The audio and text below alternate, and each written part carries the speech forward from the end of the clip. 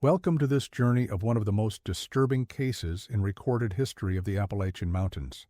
Before we begin, I invite you to leave a comment about where you're watching from and the exact time you heard this story. We are interested in knowing where and at what times of day or night these documented accounts arrive. In the bitter winter of 1895, in a remote corner of McDowell County, West Virginia, where the Appalachian Mountains rise like ancient sentinels against the sky, a hunter named James Blackwood came across an abandoned cabin while tracking deer through the snow-laden forest. The discovery itself wasn't unusual in these parts, where harsh winters and isolation often claim the lives and livelihoods of those brave or desperate enough to stake their claim in the wilderness. What made this particular cabin noteworthy was the meticulous care with which it had been sealed. Every window, every crack, every possible opening covered with layers of pine tar and animal hide. The door had been nailed shut from the outside with iron spikes driven deep into the frame at uneven intervals, as if hammered in haste or desperation. Blackwood, a lifelong resident of the area and experienced woodsman, later told the county sheriff that something about the cabin sat wrong with him. It wasn't abandoned in the way cabins usually are, Blackwood stated in his official testimony, preserved in the McDowell County archives. Most times when folks leave, they take what they can carry and leave the rest to rot. This place was closed up like someone was trying to keep something in, not like someone had just left. I've been hunting these mountains for 30 years, and I never saw anything like it. Made my skin crawl just looking at it.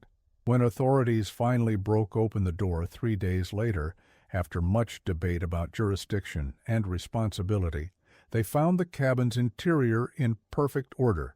A rocking chair by the hearth, dishes stacked neatly on shelves, a pair of boots by the door as if their owner had just stepped out momentarily.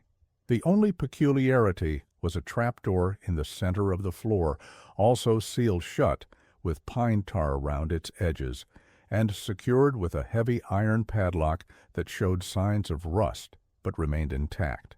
What they found beneath that trapdoor would become one of the most disturbing and least publicized cases in Appalachian history, deliberately obscured by local authorities and eventually buried in the archives of the West Virginia Historical Society until a researcher stumbled upon the records in 1962. This is the story of Elias Wakefield, known to locals as the Mountain Man of McDowell County, and the terrible secret that lay beneath the floorboards of his isolated cabin. Elias Wakefield arrived in McDowell County sometime in the early 1880s, during a period when the region was experiencing significant changes due to the expansion of the coal industry and the railroad. According to county tax records, which survived the courthouse fire of 1912, only because they had been relocated to a bank vault during renovations, Wakefield purchased a plot of land in 1883 in the most remote part of the county, where the mountains fold into themselves, creating deep, shadowed hollows, rarely visited even by the most adventurous hunters. The plot was considered nearly worthless, too steep for farming, too densely forested for grazing, too far from any road or river for convenient transportation, and rumored to be prone to strange echoes that made the few hunters who ventured there uneasy. Local legends had long suggested the area was unlucky, though no specific incidents were ever cited as evidence. It was simply a place people avoided if they could, making it perfect for a man who seemed to value isolation above all else. Local memory, as recorded by the McDowell County Historical Society in 1937 through interviews with elderly residents who had known Wakefield, described him as a tall, broad-shouldered man with a beard that reached nearly to his waist. His hair was dark but streaked with premature gray, and his eyes were described by several witnesses as unusually light in color, almost yellow in certain lights. He spoke little, though what he did say was articulate and marked by an education that seemed at odds with his chosen isolation. His accent suggested New England origins, possibly Massachusetts or Vermont, though he never confirmed his birthplace to anyone's knowledge.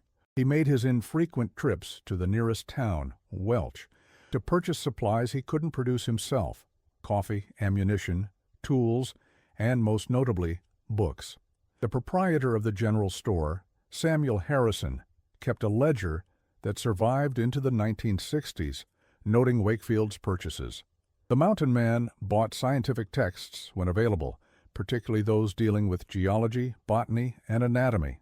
Harrison's notes indicate that Wakefield once special ordered a complete set of Gray's Anatomy, paying a considerable sum for its delivery from Richmond. Curious entries in Harrison's ledger include 6 padlocks, best quality, in the spring of 1893, 40 high-ft of heavy chain later that same year, and 12 glass bottles wide mouth with stoppers, recurring several times throughout 1894. On his final recorded visit to the store in October 1894, Harrison noted that Wakefield purchased an unusually large quantity of salt, enough to preserve meat for 2 or 3 winters, along with several yards of red cloth and a set of surgical instruments that Harrison had acquired from a traveling doctor who had passed through earlier that year. Wakefield kept to himself, but wasn't considered particularly unusual by the standards of the time and place, where solitary men often sought refuge in the mountains from the advancing industrial world, or from pasts they preferred to leave behind. When asked about his history, he claimed to be from back east, with no further elaboration. No one pressed him, as was the custom in these parts where privacy was respected almost as a religion. The mountain man made his living hunting, trapping, and occasionally selling herbal remedies he concocted from wild plants gathered in the forests around his cabin.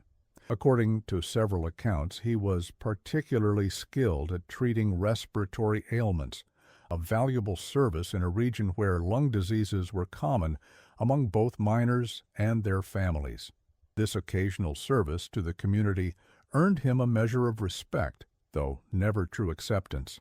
He remained an outsider, a familiar stranger. Martha Collins, who was 93 years old when interviewed in 1959 by the researcher who uncovered the case, remembered Wakefield from her childhood. "He came to our house when my brother had the croup so bad we thought he might die," she recalled, her voice still clear despite her advanced age.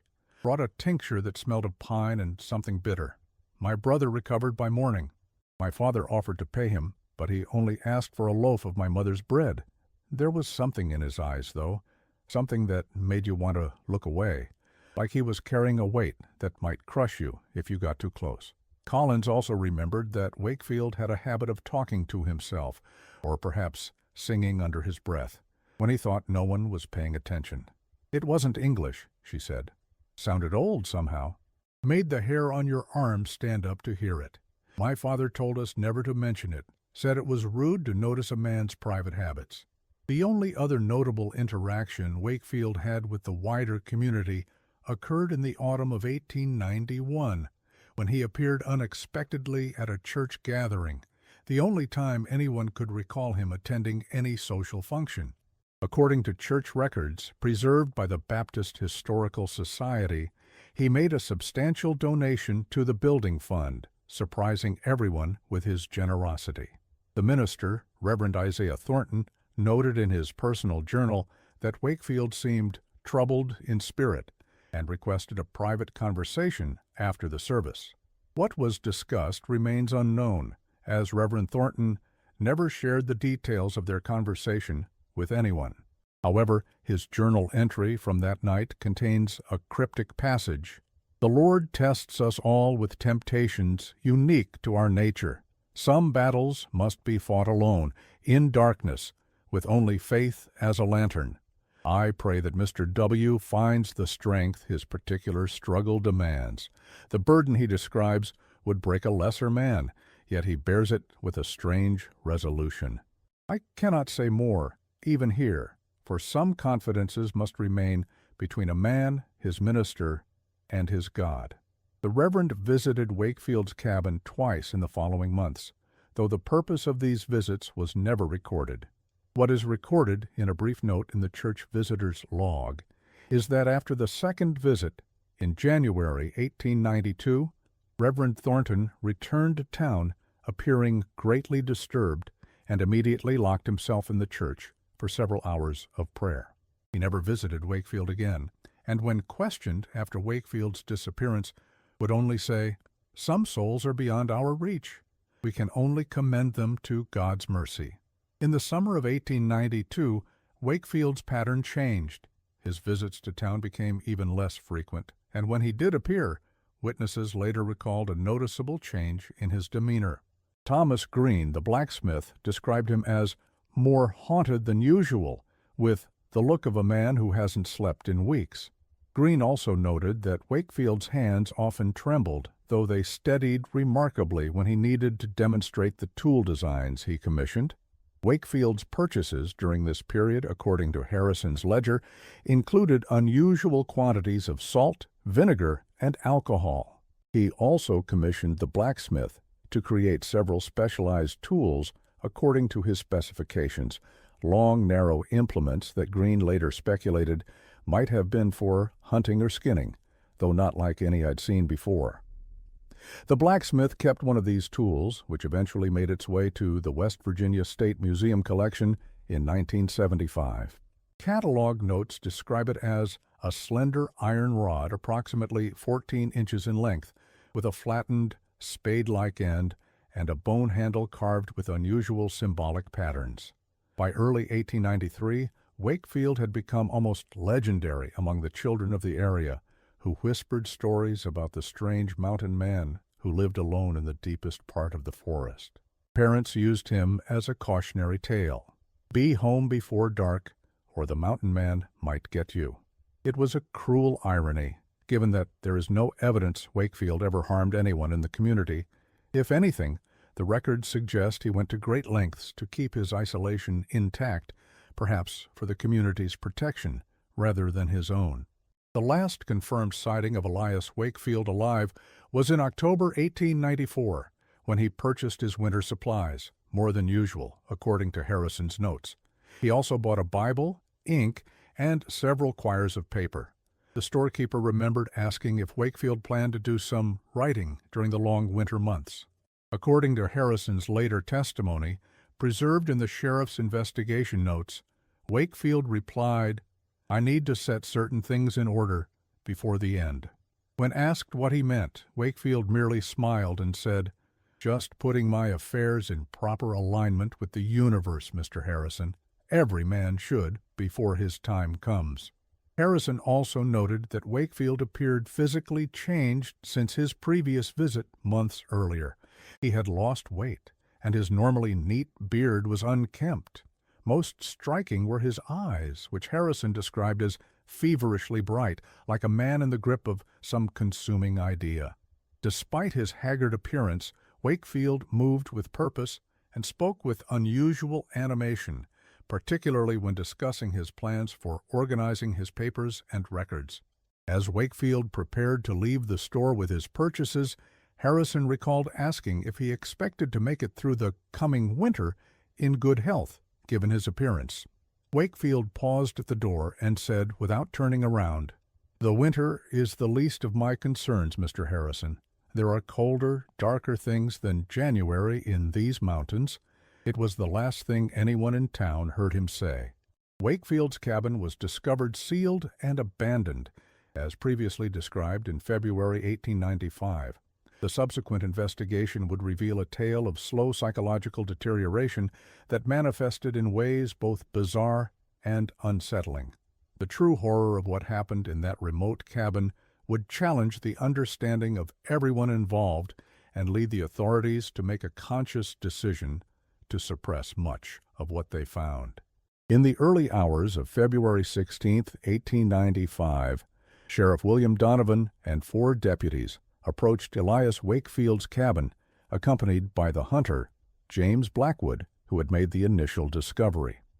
The weather was bitter cold, with snow piled high around the structure, suggesting it had been undisturbed for some time. Sheriff Donovan's official report, filed at the McDowell County Courthouse and later transferred to State Archives, described their arrival at the scene. The cabin appeared to have been deliberately sealed against entry or exit. All windows were covered from the inside with wooden planks, then sealed around the edges with a mixture of pine tar and what appeared to be animal fat. The door had been secured with multiple iron nails driven through at irregular angles, suggesting they were hammered in from the outside. This presented us with an immediate contradiction. How did someone seal the cabin so thoroughly from both inside and outside? It took the men nearly an hour to break through the door, removing each nail carefully as potential evidence. The interior of the cabin was cold but undisturbed. No signs of a struggle or forced entry. A thin layer of dust covered everything, undisturbed except for what appeared to be small animal tracks near the walls, likely mice that had found some tiny entry point. During the months the cabin stood empty. The cabin consisted of 2 rooms, a main living area with a stone fireplace, table, chairs, and bed, and a smaller room that appeared to have been used as a study or workshop. The walls of both rooms were lined with bookshelves containing an impressive collection of scientific works, botanical guides, geological surveys, and several volumes on anatomy and medicine. A desk in the study held stacks of papers covered in neat handwriting, mostly observational notes about local plant species and their properties. The contradiction that puzzled Sheriff Donovan became even more pronounced once they fully examined the scene. Every possible exit had been sealed from both inside and outside, an impossible feat for one person working alone. Yet all evidence suggested Wakefield had lived alone, and no one had reported seeing any visitors or companions at his cabin. In the center of the main room was the trap door, its edges sealed with the same pine tar mixture used on the windows and secured with a heavy padlock. Deputy Michael Collins recorded in his personal journal, later donated to the Historical Society, that none of us were eager to open that cellar door. Something about the care taken to seal it gave us all a sense of dread, as if we were about to release something better left contained. When they finally pried open the trapdoor, they were met with a blast of cold, stale air that seemed to rush upward with unnatural force.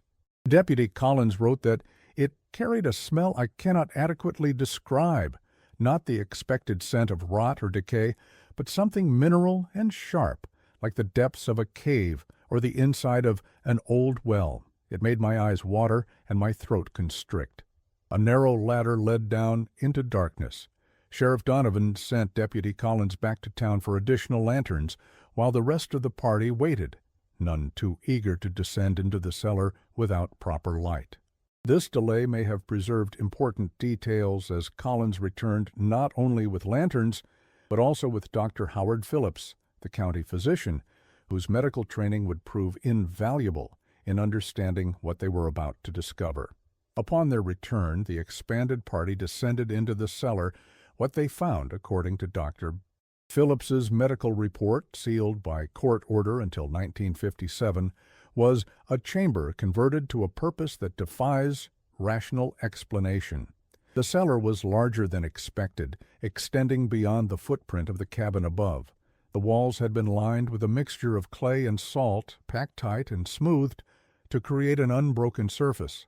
The floor was similarly treated, but with concentric circles carved into it, creating a spiral pattern that centered on what Dr. Phillips described as an altar of sorts, constructed from river stones mortared together with a red clay mixture. Around the room were shelves holding dozens of glass jars containing various liquids and substances. Dr. Phillips noted that many contained preserved specimens of local flora and fauna, roots, leaves, insects, and small animal organs suspended in alcohol or vinegar solutions. Others contained powders of various colors, labeled with symbols rather than words. The doctor recognized some of the preserved plants as medicinal herbs commonly used in the region, but others were unknown to him despite his familiarity with local remedies. The cellar walls were covered with writing, equations, diagrams, and text in what appeared to be multiple languages. Dr. Phillips recognized Latin and Greek, but noted that other passages were written in scripts he could not identify. Interspersed among the writing were drawings of anatomical studies, some recognizably human, others appearing to be detailed examinations of local wildlife, and some that seemed to blend elements of both in disturbing ways. Most disturbing, however, was what they found on and around the central altar. Sheriff Donovan's report becomes noticeably terse at this point, stating only that evidence suggested Mr. Wakefield had been engaged in activities of a disturbing and possibly unsound nature. Dr. Phillips was more forthcoming, writing that the altar bore deep stains consistent with repeated exposure to blood, though of what origin I cannot yet determine without proper analysis. Scattered around the altar were Wakefield's journals, dozens of them filled with increasingly erratic handwriting. The earliest volumes contained what appeared to be research notes on local plants and their properties, geological observations, and detailed drawings of animal anatomy. As the journals progressed chronologically, however, the content became increasingly strange. In entries from early 1892, Wakefield wrote of discovering what he called unusual properties in certain combinations of local minerals and plant extracts. He documented experiments with these substances, noting their effects on small animals and, eventually, on himself. The tincture produces a remarkable clarity of thought, he wrote in April 1892. Colors become more vivid, sounds more distinct. Most notably, I find I can recall with perfect detail conversations and events from decades past. The implications for mental enhancement are significant, though the accompanying headache is severe. By late 1892, the journals show Wakefield had become obsessed with the unusual geological formations in the area around his cabin. He wrote about caves he had discovered that showed evidence of having been used by indigenous peoples centuries earlier. In one, he claimed to have found strange markings on the walls and artifacts of unknown purpose that he brought back to his cabin for study. He became convinced that the particular rock formations in the area, which geologists now know contain unusual deposits of rare earth minerals, had properties that affected the human mind in unprecedented ways. In entries from 1893, Wakefield began documenting what he called the voices from the mountain. He wrote of hearing whispers emerging from cracks in the rocks near his home, voices that spoke of ancient knowledge buried in the bones of the earth. He became convinced that the particular geology of his chosen mountain was somehow amplifying or channeling these voices.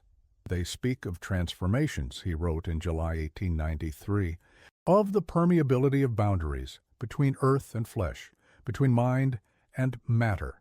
They describe processes by which a man might transcend his physical limitations, might become something greater, more lasting. I believe these voices are remnants of ancient knowledge, preserved somehow in the stone itself, accessible only to those who know how to listen. As the months progressed, Wakefield's experiments became more extreme. He documented self-administered treatments using extracts and compounds of his own creation, tracking changes in his perception, cognition, and eventually his physical form. My skin has developed an unusual sensitivity, he noted in October 1893. I can feel the slightest variations in air pressure, can sense approaching storms days before they arrive. My vision in darkness has improved remarkably. These changes suggest the process is working as the voices described. By early 1894, the journals indicate Wakefield had begun experiencing periods of lost time, hours or sometimes days, for which he had no memory. Woke today by the stream, a half-mile from the cabin, he wrote in March 1894. No recollection of leaving home or how long I had been there. My hands were stained with clay and something darker. Found new markings on the altar when I returned, symbols I do not recall creating. These episodes of lost time became more frequent as 1894 progressed. Wakefield began to write about the other, something he believed was either attempting to possess him or emerging from within him as a result of his experiments. It moves my hands while I sleep, he wrote. I find notes written in my own handwriting that I have no memory of composing, diagrams I do not understand, instructions for further steps in the work. I both fear it and am compelled to continue. The final journal, dated January 1895, provides the most complete picture of Wakefield's psychological state in his final days. This volume was not included in the official record, but was kept by Dr. Phillips for his own research. After the doctor's death in 1919, it passed to his son, who eventually donated it to the West Virginia University Medical Library in 1961, where it was discovered by the researcher who brought this case back to light. The final journal begins with an entry dated January the 3rd, 1895. I can no longer trust that what I see is real. The boundaries between what lies within and what exists without have become permeable. The voices have grown louder, more insistent. They promise knowledge beyond mortal understanding if only I complete the work. I fear what I have begun, yet I fear more what might occur should I abandon it unfinished. The entries grow increasingly disjointed as the month progresses. On January 12th, Wakefield wrote, I have not slept in 4 days, cannot risk closing my eyes. The other waits for such moments of weakness. It presses against the inside of my skin like a hand in a glove, testing its fit. My reflection shows me its smile sometimes too wide, too eager. By January 20th, the handwriting had deteriorated significantly, and the content suggested full-blown psychosis. It speaks through my mouth now when I am not vigilant. Yesterday I found myself standing in the forest with no memory of leaving the cabin. My hands were covered in soil, as if I had been digging, though I found no holes or disturbed earth nearby. The other is gaining strength from the work. I must complete the binding ritual before it assumes full control. Several pages of the journal are filled with complex diagrams for what Wakefield called the binding, elaborate patterns similar to those found carved into the cellar floor, accompanied by lists of ingredients and procedures. The writing shifts between languages, sometimes mid-sentence, suggesting a mind in complete disarray. The final entry, dated January 29, 1895, contains just a few lines. I understand now. I am the vessel and the sacrifice both. The binding will hold it within these walls, within this flesh, sealed together beneath the earth. The mountain claims its own. To whoever finds this, burn it all. Salt the earth. Let the binding hold. This final entry offers the most likely explanation for the mystery that puzzled Sheriff Donovan, how the cabin had been sealed from both inside and out. Dr. Phillips theorized that Wakefield, in the grip of severe mental illness, had developed a dissociative condition, perhaps experiencing what we would now recognize as a form of dissociative identity disorder. In his deluded state, he believed he was literally containing some other entity within himself, and the elaborate sealing of the cabin was part of this containment ritual. But what of Wakefield himself? His body was not found in the cellar, nor anywhere else in or around the cabin. This central mystery remained unsolved until the spring thaw 2 months later, when a local trapper discovered human remains in a small cave about half a mile from Wakefield's cabin. The remains were identified as Wakefield's through personal effects found nearby, including his distinctive hunting knife and a pocket watch with his initials. Dr. Phillips's examination of the remains led him to conclude that Wakefield had died of exposure, having apparently sealed himself in the cave in a final desperate attempt to contain whatever he believed had taken root within him. The doctor noted signs of severe self-inflicted wounds on what remained of the body, consistent with someone trying to cut something out. Most disturbing was evidence that Wakefield had attempted to seal the cave entrance from the inside, packing it with a mixture of clay, stones, and plant material before succumbing to his wounds and the cold. The authorities, led by Sheriff Donovan, in consultation with county officials, and Reverend Thornton, made the decision to seal the records of the case and destroy much of what was found in the cellar. The cabin itself was burned to the ground, and the area was avoided by locals for years afterward. The official cause of Wakefield's death was listed simply as exposure, with no mention of the disturbing scene found in his home. This collective act of suppression was not motivated by malice or cover-up in the traditional sense, but by what Reverend Thornton described in a letter to the sheriff as mercy for both the dead and the living. He wrote, "Some horrors, once glimpsed, leave stains upon the mind that cannot be washed clean. Better to let this poor soul's torments be forgotten, and whatever demons plagued him, be buried with his mortal remains." The truth about Wakefield's final days might have remained buried forever, were it not for a series of coincidences and the persistent curiosity of a few individuals who stumbled upon fragments of the story years later. In 1957, as part of a routine review of sealed court records, a county clerk named Margaret Wilson discovered Dr. Phillips's medical report. Fascinated and disturbed by what she read, she began quietly researching the case, eventually locating Deputy Collins's personal journal in the possession of his granddaughter. Though reluctant at first, the granddaughter allowed Wilson to read the journal after learning that official records of the case had been unsealed. Wilson might have pursued her investigation no further, but in 1959 she attended a lecture at West Virginia University given by Dr. Eleanor Reed, a historian researching Appalachian folk medicine practices. During the question and answer session, Wilson asked if Dr. Reed had ever encountered references to a man named Elias Wakefield in her research. She hadn't, but was intrigued enough to arrange a meeting with Wilson afterward. This chance connection led to Dr. Reed's discovery of the case and her subsequent location of additional materials, including Wakefield's final journal at the University Medical Library. Dr. Reed spent the next 3 years piecing together what could be known of Wakefield's story, interviewing elderly residents who remembered him or had heard stories about the Mountain Man, and searching through county records for any mention of him. But what really happened to Elias Wakefield in that remote cabin? Modern analysis suggests a tragic case of mental illness, exacerbated by extreme isolation and perhaps triggered or worsened by environmental factors. The voices he described hearing could have been the result of auditory hallucinations, a symptom of several serious mental health conditions.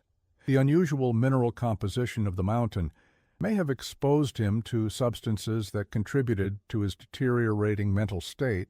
Certain heavy metals, for instance, are now known to cause neurological symptoms, including paranoia and hallucinations when exposure occurs over time. The self-experimentation Wakefield documented in his journals likely accelerated his decline. Many of the plants native to the Appalachian region have powerful psychoactive properties when prepared in certain ways. Combinations of these botanical compounds, especially if used regularly over months or years, could certainly produce profound alterations in perception and cognition. In 1963, Dr. Margaret Sinclair of Johns Hopkins University reviewed the case notes and Wakefield's journals as part of a study on historical cases of isolation-induced psychosis. She theorized that Wakefield may have been suffering from a combination of schizophrenia and the effects of self-medication with local plants, some of which have powerful psychoactive properties. The elaborate rituals and containment structures he created were manifestations of his attempt to maintain control as his grip on reality slipped. Dr. Sinclair wrote, "The Wakefield case, while extreme, illustrates patterns we see in other instances of prolonged isolation combined with underlying psychiatric conditions. The human mind, deprived of regular social contact, often creates elaborate internal narratives to explain its own deteriorating condition." In Wakefield's case, his scientific background provided a framework for these narratives. He understood something was happening to his mind, but interpreted it through a lens of external forces, geological anomalies, and ancient knowledge, rather than recognizing it as mental illness. She also noted the significance of Wakefield's apparent awareness of his own fragmentation. Perhaps most poignant is Wakefield's struggle to maintain control even as he lost touch with reality. His journals show a man fighting to understand and contain what was happening to him, using the tools and concepts available to him. The binding ritual he described was, in psychological terms, a last desperate attempt to integrate his fragmenting self. The most haunting aspect of the case, perhaps, is the evidence of Wakefield's awareness of his own deteriorating condition. His journals show a man desperately trying to understand what was happening to him, searching for explanations within the framework of his understanding of the world. In the absence of modern psychiatric knowledge, he interpreted his symptoms through the lens of folk beliefs and the natural world he studied so carefully. In his final coherent journal entry dated January 7, 1895, he wrote, "I remain uncertain whether what afflicts me comes from without or within. Are the voices from the mountain or from some hidden chamber of my own mind? Perhaps the distinction matters less than I once believed. The mountain and I have become intertwined, its secrets flowing in my veins, my thoughts echoing in its caves. Whatever comes next, we face it together, the mountain and its man." The story of the mountain man of McDowell County would likely have remained buried in obscure archives were it not for the work of historian Dr. Eleanor Reed, who uncovered the case while researching Appalachian folk medicine practices in 1962. Her discovery of Dr. Phillips's medical notes and subsequent location of Wakefield's final journal brought this forgotten tragedy back to light. Dr. Reed's analysis, published in a limited academic circulation in 1965 under the title Isolation and Delusion in Appalachia, the Case of Elias Wakefield, suggested that Wakefield's story represented a unique documentation of psychological deterioration in extreme isolation. "What makes this case so remarkable," she wrote, "is not just the detailed record of a mind unraveling, but the lucidity with which Wakefield documented his own descent. Even as he developed increasingly elaborate delusions, part of him remained an observer, the scientist still taking notes on the most terrible experiment imaginable, the dissolution of his own sanity." Dr. Reed also proposed a theory about Wakefield's origins and the events that might have led him to seek such extreme isolation. Through correspondence with historical societies in New England, she discovered records of an Elias Wakefield who had been a professor of natural philosophy at a small college in Massachusetts in the 1870s. This Wakefield had resigned his position suddenly in 1879 after what college records obliquely referred to as an unfortunate incident in the laboratory that resulted in considerable property damage and personal injury. According to local newspaper accounts from the time which Dr. Reed obtained on microfilm, a late-night explosion in the college's chemistry building had resulted in a fire that destroyed much of the structure. One student assistant had been severely injured, and Professor Wakefield had suffered burns to his hands and face. The official investigation concluded that the incident was the result of an experiment gone awry, but there were whispers, captured in private correspondence, that Dr. Reed uncovered, suggesting that Wakefield had been engaged in research of a questionable nature, involving substances and methods not sanctioned by the college. Whether this Elias Wakefield was the same man who appeared in McDowell County a few years later cannot be confirmed with absolute certainty. However, the timing, the scientific background, and the similarity in handwriting between the professor's academic papers and the mountain man's journals strongly suggest they were the same person. If so, it appears that Wakefield fled to the Appalachian wilderness following a scandal that ended his academic career, seeking a place where he could continue his research without oversight or interference. This context adds another layer to the tragedy of Wakefield's story. He was not simply a hermit driven mad by isolation, but potentially a trained scientist whose pre-existing interest in pushing the boundaries of natural philosophy found fertile, but ultimately destructive, ground in the solitude and unusual environment of his mountain home. In the years following Dr. Reed's research, several attempts were made to locate the exact site of Wakefield's cabin. However, the landscape of that part of McDowell County had changed significantly due to mining operations in the mid-20th century, and the precise location has never been definitively established. Local folklore suggests that nothing grows on the site where the cabin once stood, though this cannot be verified. The story of Elias Wakefield remains largely unknown outside academic circles and local folklore.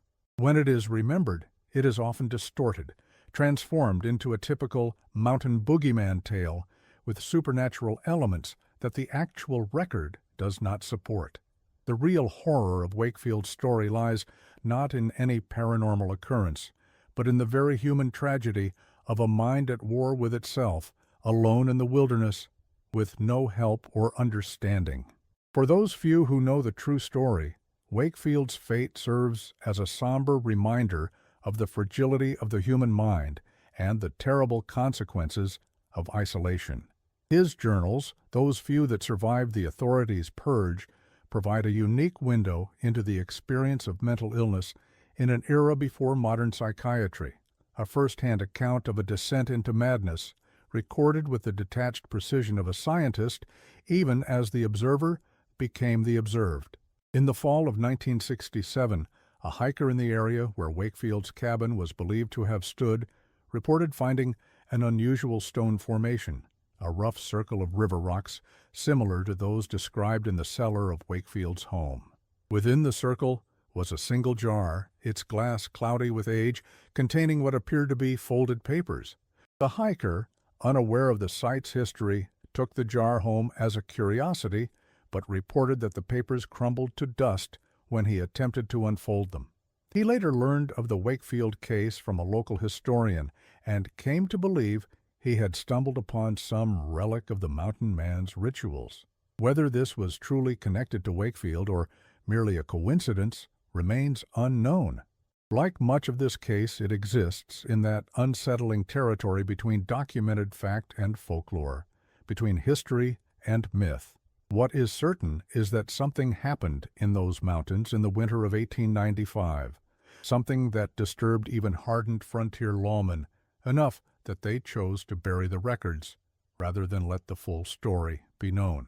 In her final assessment of the case, Dr. Reed wrote, "Perhaps the most disturbing aspect of Wakefield's story is its suggestion that isolation itself can become a kind of poison to the human mind. We are social creatures, even those of us who seek solitude. In Wakefield's progressive estrangement from human contact, we see not freedom, but a different kind of confinement, a prison without walls, where the mind becomes both captor and captive." Dr. Reed's work on the Wakefield case led her to investigate other instances of what she termed wilderness psychosis in Appalachian history, cases of individuals who, like Wakefield, sought extreme isolation and eventually exhibited signs of severe mental deterioration. While none were as well documented as Wakefield's, she found enough patterns to suggest that his experience, though unusual in its details, was not entirely unique. "The mountains have always attracted those seeking to escape," she wrote. "Some flee from the law, others from personal tragedy, still others from aspects of themselves they cannot face. What they discover too often is that one cannot escape the self. In the silence of remote places, the very things they sought to leave behind often grow louder, more insistent, transformed by isolation into monsters more terrifying than any they might have faced in the company of others." One detail that emerged from Dr. Reed's broader research was a pattern of locations that seemed to produce disproportionate numbers of such cases. Certain hollows, certain mountainsides, certain caves were mentioned repeatedly in the folklore as places where people went strange or heard things. Modern geological surveys have since revealed that many of these locations share unusual mineral compositions or natural features that could potentially affect human psychology. High concentrations of certain metals, unusual acoustic properties that amplify or distort sounds, or electromagnetic anomalies that some researchers believe can influence brain activity. In 1968, Dr. Samuel Harris, a geologist at West Virginia University who had read Dr. Reed's work, conducted a survey of the area where Wakefield's cabin was believed to have stood. His findings, published in the Journal of Appalachian Studies, noted several geological peculiarities. The specific hollow contains an unusual concentration of magnetite, creating measurable magnetic anomalies. The rock formations create natural resonance chambers, amplifying distant sounds and producing what locals call whisper spots, locations where sounds from miles away can sometimes be heard with unnatural clarity. Most notably, water samples from springs in the area show elevated levels of lithium, a metal now used in psychiatric medication. Harris stopped short of claiming these factors caused Wakefield's mental decline, but suggested they might have exacerbated existing conditions. A man already predisposed to psychological instability, living in isolation in this particular environment, might well experience perceptual anomalies that would feed into paranoid or delusional thinking. The line between geological reality and psychological disturbance becomes blurred in such circumstances. Today, the area where Elias Wakefield once lived is quiet again. The mines that scarred the landscape in the mid-20th century have largely been abandoned, and nature has reclaimed much of what was disturbed. Hikers occasionally pass through, unaware of the tragedy that unfolded there more than a century ago. The mountain keeps its secrets as mountains do.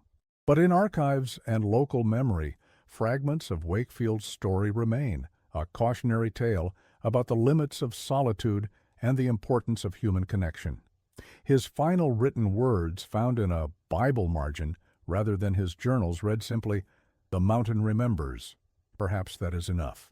For Elias Wakefield, the mountain man of McDowell County, it would have to be. In 1969, the last known researcher to seriously investigate the Wakefield case, Dr.